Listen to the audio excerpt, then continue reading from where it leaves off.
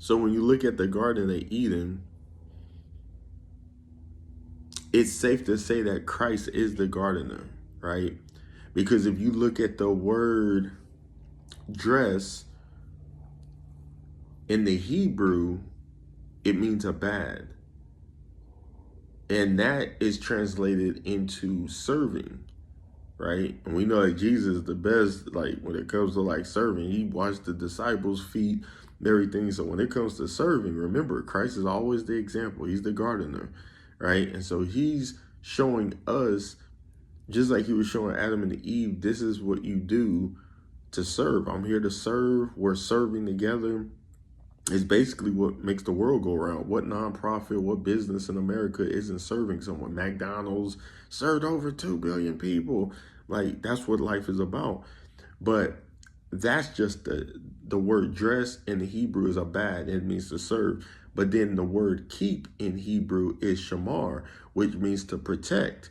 And so this is another thing that we notice in the garden, that God is not only serving, but he's also protecting them. Now I know what people are thinking, then how did they sin? How did they fall? How did they? It always boils down to this one thing. Are you willing to listen to what God has said? You have to have, you remember when your mom said, use your listening ears, boy? We have ears for a reason. If God is the creator in which he is, he could have gave us any type of body parts. He gave us ears because he wanted us to hear his voice. He gave us eyes so we could see him and the manifestations of his glory. He gave us legs so we can walk in the spirit. These aren't just random parts. You were born and the parts were already in creation. They had already been created. It wasn't like when you were born, God was like, oh man, I gotta create eyes, hair, hands, feet. Come on, bro. I'm from 1983. This stuff was already in existence because God already had a plan. In Jeremiah chapter 1, verse 5, he says, I knew you before you were in your mother's womb.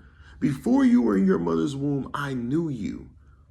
So that's the reason why in Matthew chapter 7, verse 21 through 23, when he says, depart from me, I never knew you, he's not saying it like a teacher taking attendance. Oh, I don't know who this person is. He created you. He's saying he doesn't see his reflection in you once you take your last breath.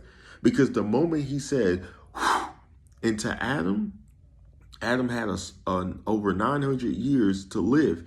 And then when it was time for Adam to die, this is what God did. Give me that soul back. Now it's time to give an account for your life, what you did on earth. So you see what I'm saying? Like, people got to understand, like, yeah, at one point, Adam and